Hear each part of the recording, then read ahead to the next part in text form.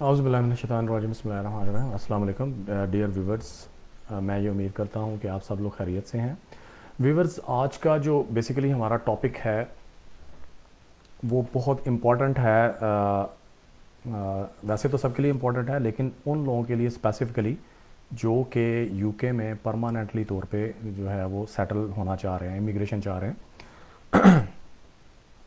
देखिए, बहुत सारी जो है वो यूके की जो है ऐसी कैटेगरीज़ हैं जिनके ज़रिए आप वहाँ पे सेटल हो सकते हैं, अगर आप वो सारी जो रिक्वायरमेंट सेट की हुई हैं हर कैटेगरी के अगेंस्ट, ठीक है, वो आप मीट करते हैं, फुलफ़िल करते हैं। तो अच्छा, लेकिन जो आज का बेसिकली टॉपिक है जिसके लिए ये लाइव सेशन होने जा रहा है, तो वो है बेसिकली स्टार्टअप वीज़ा के बारे में। ठीक है व्यूवर्स, मैं ये आपको बताता चलूँ कि इससे पहले इसी कैटेगरी में ना मतलब एक वीज़ा था जो कि टीयर 1 ग्रेजुएट एंटरप्रेन्योर था, जिसको रिप्लेस किया गया स्टार्टअप वीज़ा में। ठीक है, मतलब वो टीयर 1 ग्रेजुएट एंटरप्रेन्योर था बेसिकली, जिसमें आप अगर जो है आपने ग्रेजुएशन की है यूके से और आपके पास 50,000 पाउंड्स होते थे, आप इन्वेस्ट करते थे और आप जो है ना एक बिज़नेस स्ट्रीम में, मतलब 5 ईयर सेटलमेंट वाले ट्रैक की तरफ जो है वो आप चल पड़ते थे अपने सेटलमेंट के हसूल के लिए बेसिकली। क्योंकि बेसिकली टीयर 4 के ऊपर जो सेटलमेंट का ट्रैक है वो तो आपको पता ही है 10 ईयर्स का है। बहरहाल, तो ये इसका जो है ना वो पास्ट कह लें कि वीज़ा था ग्रेजुएट एंटरप्रेन्योर टीयर 1।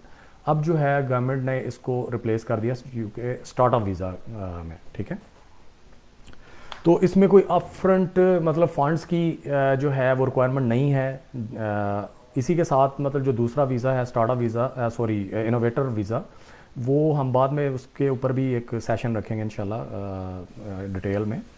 तो जो है उसमें फ़ंड्स की मतलब रिक्वायरमेंट है, लेकिन इस पे अप फ्रंट आपको किसी किस्म के फ़ंड नहीं चाहिए।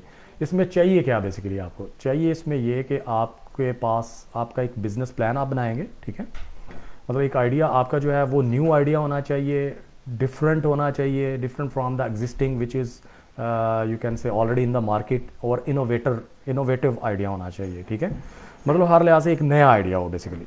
ठीक है, और उसका बिज़नेस प्लान आप बनाते हैं और आप जो है फिर इसको थ्रू करते हैं, एंडोर्समेंट बॉडीज़ के पास जाता है। ठीक है, इंडोर्समेंट बॉडीज़ में जो स्टार्टअप के रिलेटेड इंडोर्समेंट बॉडीज़ हैं वो दो तरह की हैं, एक हायर एजुकेशन इंडोर्सिंग बॉडीज़ हैं और एक बिज़नेस की इंडोर्सिंग बॉडीज़ हैं। ठीक है, चूँकि ये बेसिकली जो है startup visa that is much more related to you can say higher education sector. ठीक है, because it is replaced by the tier 1 graduate entrepreneur.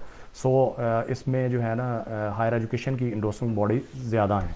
Higher education की जो इंडोर्सिंग बॉडीज़ हैं वो 119 हैं, और इसमें बिज़नेस की जो इंडोर्सिंग बॉडीज़ हैं वो 44 हैं, और टोटल ये बनती हैं 163। अच्छा, अब इसमें ये है कि इसमें एक मज़े की बात जो है वो ये है कि अगर आपका आइडिया जो है वो बहुत अच्छा है, ठीक है, वाइबल है, इनोवेटिव है, न्यू आइडिया है, डिफरेंट है, ठीक है, जो मार्केट में चल रहा है ट्रेंड, ठीक है, और उन्हें लगता है कि बड़ा अपीलिंग है आपका बिज़नेस प्लान, आपका आइडिया बिज़नेस का, तो वो जो एंडोर्समेंट बॉडीज़ हैं they would be ready to invest on your behalf whiles you in the UK. ठीक है, ये बहुत बड़ा एज है। सो अगर किसी के पास इस तरह का आइडिया है, वो इंटरेस्ट रखता है कि वो यूके में परमानेंटली तौर पे सेटल हो, इमिग्रेशन करे, और उसके पास कुछ अच्छा आइडिया है, तो उसको ये ज़रूर जो है वो प्रैक्टिस करना चाहिए। ठीक है, और उसको वो एंडोर्समेंट बॉडीज़ भी इवन के उसमें फ़ंड्स एलोकेट करेंगे, इन्वेस्ट करेंगे। ठीक है, तो व्यूवर्स ये जो है मतलब 2 साल का वीज़ा है बेसिकली। ठीक है, 2 साल आपने स्पेंड करने हैं इस पर। ठीक है, और उसके बाद जो है आप इससे स्विच कर जाते हैं अगर आप को लगता है कि आप का जो जो भी बिज़नेस है वो मतलब अच्छे ट्रेंड की तरफ जा रहा है, मतलब ग्रो कर रहा है। ठीक है, तो definitely you don't want to wind up that business. तो आप क्या करते हैं कि अपने मतलब उसी बिज़नेस को मज़ीद एक्सटेंड करने के लिए इस वीज़ा की मदद तो नहीं ले सकते क्योंकि ये 2 साल का है, इसे आप स्विच कर जाते हैं इनोवेटर वीज़ा पे।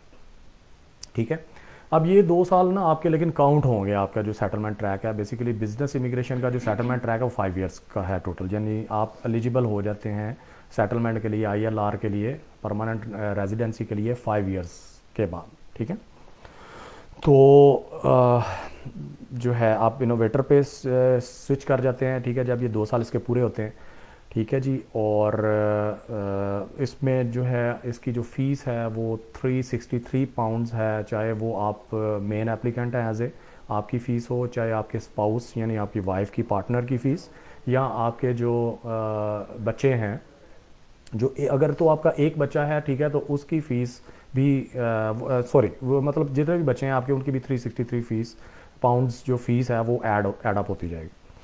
ठीक हो गया जी। और इसके लिए मतलब मेन जो एलिजिबिलिटी है उसमें एक तो मैंने बताया कि आपका बिज़नेस प्लान होगा, ठीक है, उसकी इंडोर्समेंट। अच्छा, इंडोर्समेंट जो है ना वो बड़ा एक टफ़ क्राइटेरिया है, ठीक है, वो इतना आसान नहीं है, ठीक है। और जो हमने इसके स्टैट्स देखे हैं, ठीक है, उसमें ये ऑब्ज़र्व किया गया है कि ये बहुत ही कम जो है ना लोग सक्सेसफुल हुए हैं, ठीक है, बहुत बहुत ही मतलब आप कह सकते हैं कि गिने जा सकते हैं जो पाकिस्तान से सक्सेसफुल हुए हैं लोग इस वीज़ा के लिए। उसकी वजह ये है कि इसकी जो मेन हर्डल है, मतलब मेन जो इसकी रिक्वायरमेंट है वो है आपका बिज़नेस प्लान की इंडोर्समेंट, ठीक है। इंडोर्समेंट लेटर जो है ना वो उनका क्राइटेरिया बहुत टफ है, ठीक है।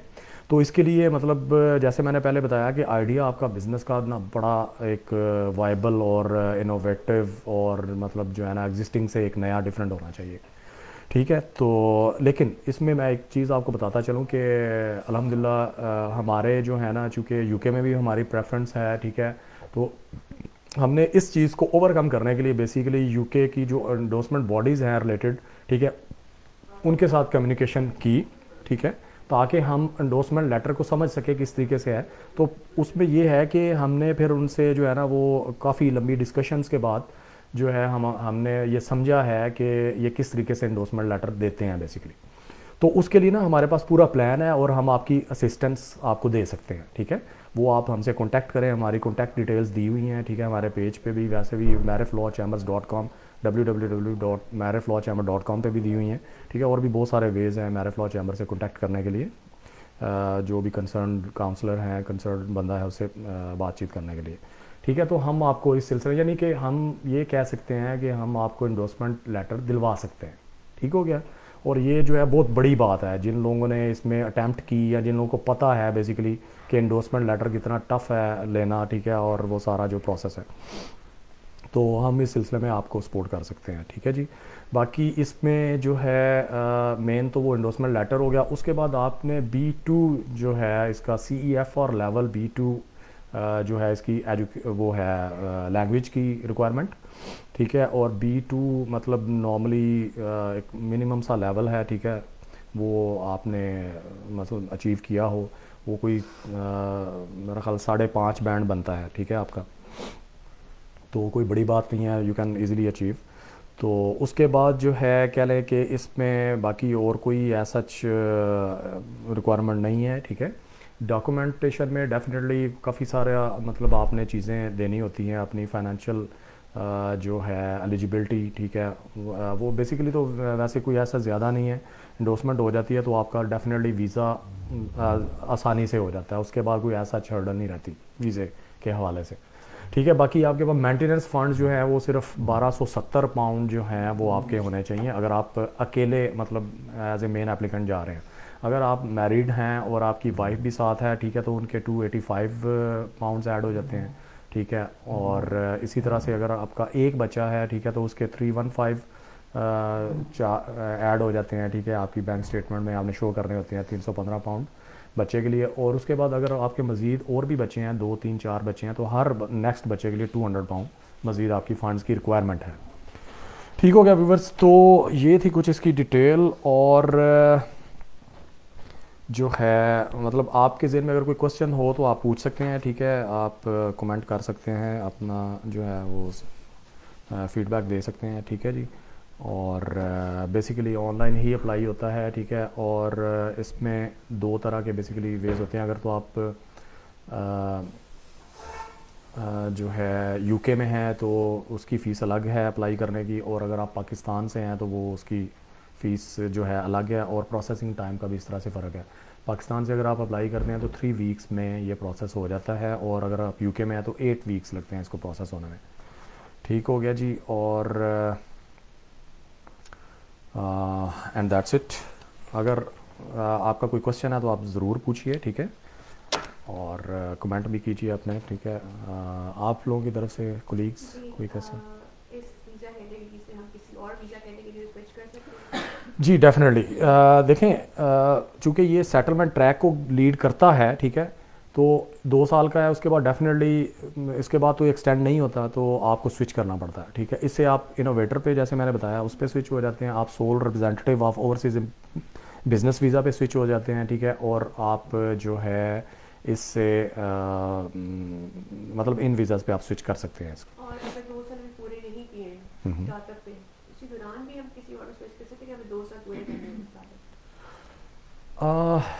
इम्पॉर्टेंट क्वेश्चन है। बेसिकली देखें, बिल्कुल आप कर सकते हैं स्विच, ये ज़रूरी नहीं है, ठीक है, कि आप पूरे 2 इयर्स करेंगे, ठीक है, तो फिर स्विच करें, कोई मसला नहीं, आप कर सकते हैं। अच्छा व्यूवर्स, इनके क्वेश्चन से, मेरे कुलीग जो हैं मैनेजर साहब के क्वेश्चन से मेरे जहन में एक जो है ना वो बड़ा इंपॉर्टेंट पॉइंट आया, वो ये है कि इस वीज़ा पे जब आप होते हैं यूके में स्टार्टअप पे, तो मतलब आप जॉब भी साथ कर सकते हैं, ठीक है। बहुत इंपॉर्टेंट जो है ना ये इसका बेसिकली बेनिफिट है आपको, इस पे आप साथ में जॉब भी कर सकते हैं, लेकिन मेन आपका एम्फसिस अपने बिजनेस पे ही होगा बेसिकली, ठीक हो गया। तो होम ऑफिस डेफिनेटली ऑब्ज़र्व भी करता है जब आप वहाँ पे होते हैं, ठीक है, तो वो इसको ना टाइम टू टाइम क्वार्टरली या कोई भी जो टाइम क्राइटेरिया उन्होंने रखा हुआ उसमें वो आपको ऑब्ज़र्व करते हैं कि इधर you are doing your business or not, ठीक है ना। तो ये चीज़ है, लेकिन आप इसके साथ साथ जॉब भी कर सकते हैं। और सबसे मज़े की बात जो है, जैसे new point based skilled worker visa UK ने 1 जनवरी से लॉन्च किया है, ठीक है। आप उसमें जो है, अगर आपको, ठीक है, आप पार्ट टाइम कहीं पे जॉब कर रहे हैं और वो जो आपका एम्प्लॉयर है वो उसे लगता है कि this is the right man to do this job, then definitely he can give you the sponsorship, ठीक है।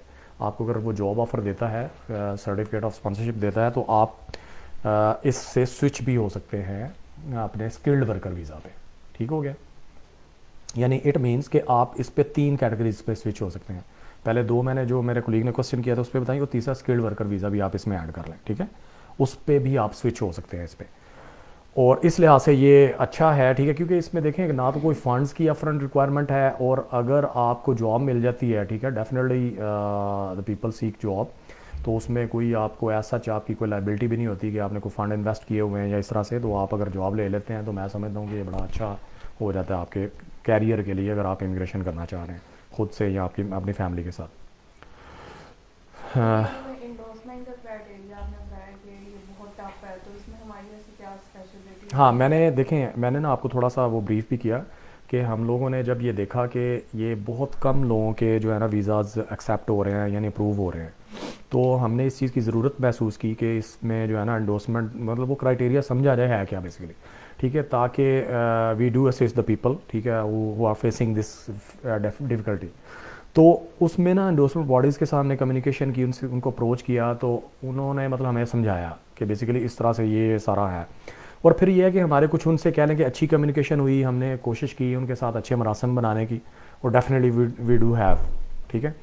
तो मतलब ये है कि हम आपके लिए, यानी आप जो है 99% तक कह सकते हैं कि हम आपका एंडोर्समेंट लेटर जो है ना आपको दिलवा सकते हैं अल्हम्दुलिल्लाह, ठीक है। Any more question?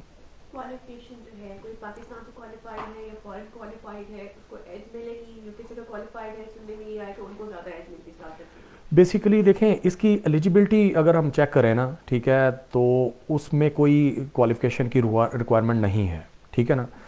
मतलब इस सेंस में आप समझ लें कि जो बंदा B2 कर सकता है ना CFR लेवल, ठीक है, वो अब उसकी ये एक्सपर्टी है, क्या वो इलिटरेट है और फिर भी वो लैंग्वेज कर लेता है पास, ठीक है, या वो एक बहुत पढ़ा लिखा है तो वो उसके लिए आसान है, ठीक है।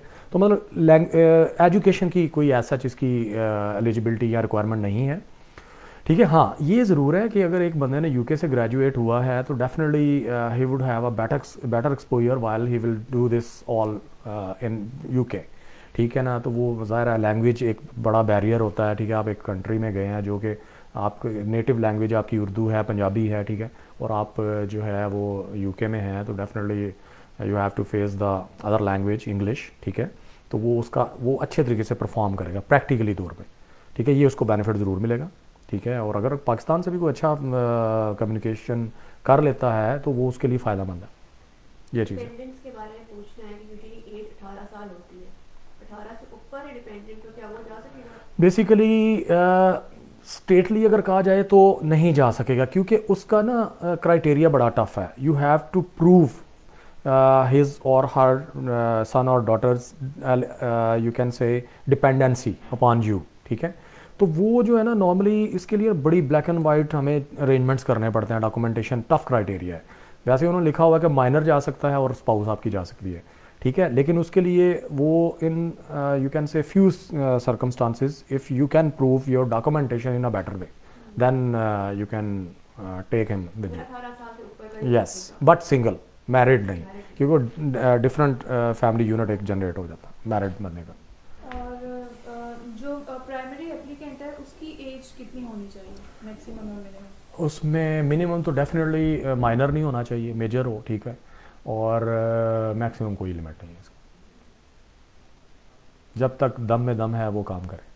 अच्छा, इसके अलावा आपने मेंटेनेंस फंड्स का बताया, वो चीज़ क्लियर होगी, लेकिन उसको कितनी अरसे के लिए मेंटेन रखना है, यानी कि कितना पुराना होगा? ये सिर्फ आपके 28 कंसेक्टिव डे से आपके होने चाहिए।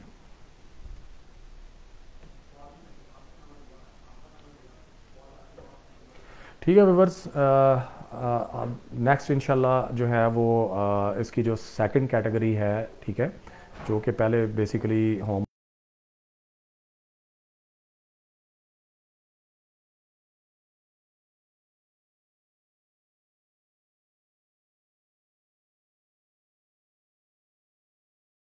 मार्च 2019 में एंड हुई थी, ठीक है। उसके जो ऑल्टरनेट निकाला था वो निकाला था इनोवेटर वीज़ा बेसिकली, ठीक है। उसके ऊपर हम इंशाल्लाह आपके सामने एक ब्रीफ सा इंट्रोडक्शन और उसकी डिटेल्स रखेंगे, ठीक है। व्यूअर्स अपना बहुत सा ख्याल रखिए, फिर आपकी खिदमत में हाज़िर होंगे। अल्लाह हाफ़िज़।